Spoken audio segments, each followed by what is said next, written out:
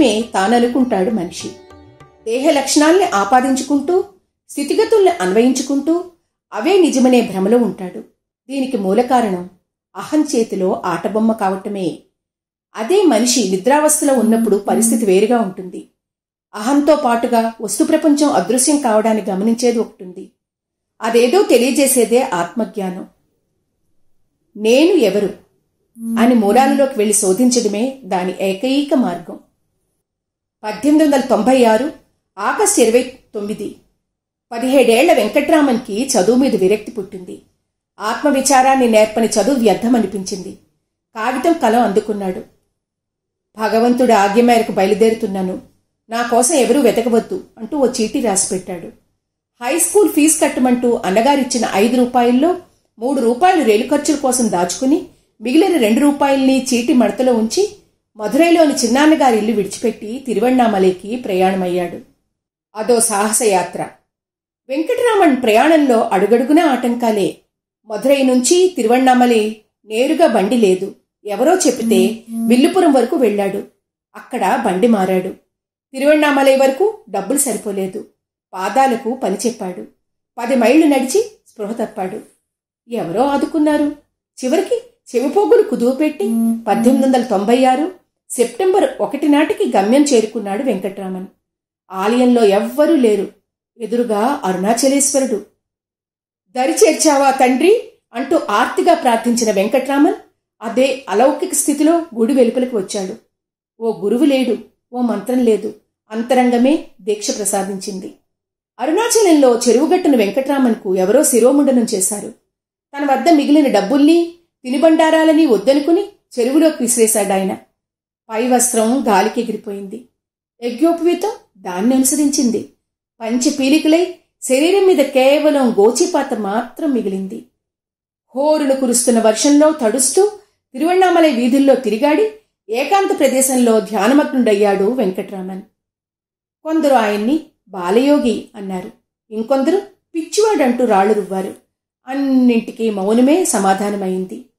1879 December 30 మధురైకి సమీపంలోని తిరుచెలి గ్రామంలోని సుందరయ్యర్, అలగమ్మాల్ దంపతులకు జన్మించిన వెంకట్రామన్ తన 12వ ఏట తండ్రిని కోల్పోయాడు. మధురైలో చిన్నాన్నగారింట పెరిగాడు.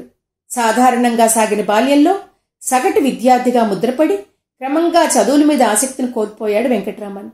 ఒకరోజు తమ ఇంటికి వచ్చిన దూరపు చుట్టం అరుణాచలం గురించి చెప్పిన మాటలు ఆ అబ్బాయి హృదయంపై బలమైన ముద్ర వేశాయి. తొలిసారిగా చదివిన పెరియ పురాణం ఆయనలో అనూహ్యమైన మార్పును తీసుకువచ్చింది. ఓ రోజు మేడమీద గదిలో ఒంటరిగా ఉన్న వెంకట్రామన్లో ఉన్నట్టుండి మరణానుభవం కలిగింది. శరీరం నుంచి ఆత్మ వేరు కావడాన్ని అనుభూతి చెందిన వెంకట్రామన్లో ఒక్కసారిగా ఆత్మజ్ఞానం వికసించింది. గురువుల సహాయం, శాస్త్రమథనం లాంటివి లేకుండానే ఆయనకు తానెవరో తెలిసింది. నేనెవరిని అన్న విచారణతో సత్యం సాక్షాత్కరించింది. వస్తుప్రపంచంలో కొట్టుమిట్టాడటం కన్నా వాస్తవమైన దానికోసం అన్వేషించాలన్న ఆకాంక్ష హెచ్చింది.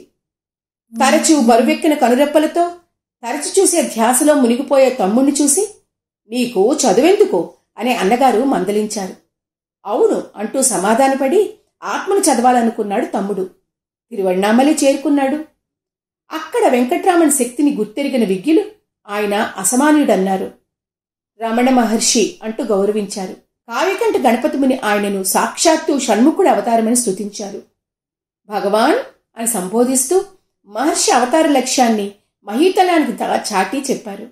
తిరువణ్ణామలైలోని రమణాశ్రమానికి నేనెవరినన్న ప్రశ్నతో వచ్చిన జిజ్ఞాసులతో పాటు ఆయనెవరో చూడాలన్న ఆసక్తితో వచ్చి ఆ నేత్రాలలోని నక్షత్రకాంతులకు పరవశులై రమణపథానికి శరణాగతులైన వారు ఉన్నారు. పశు, పక్షి, వృక్ష జాతుల్లో రమణులు ఆత్మను దర్శించేవారు. అతడు, ఆమె అంటూ గౌరవించేవారు. వంటిల్లు మొదలుకొని పుస్తకాలకు అట్టలు వేసే వరకు అన్ని పనుల్లోనూ చేతులు కలిపేవారు. భగవాన్ సన్నిధిలో సందేహాలను తొలగించుకున్న దేశ విదేశాలకు చెందిన ఎందరో పండితులు, తత్వవేత్తలు మహర్షికి హారతులు పట్టారు. రమణుల తాత్విక చింతనపై, జీవితంపై అనేక భాషల్లో అద్భుతమైన గ్రంథాలు వెలువరించారు. మహర్షి స్వయంగా అరుణాచల అక్షర రమణ మాలై, ఉపదేశ సారం లాంటి రచనలు చేశారు. ఆదిశంకరుల వివేక చూడామణి, ఆత్మబోధ వంటి రచనలను తమిళంలోకి అనువదించారు.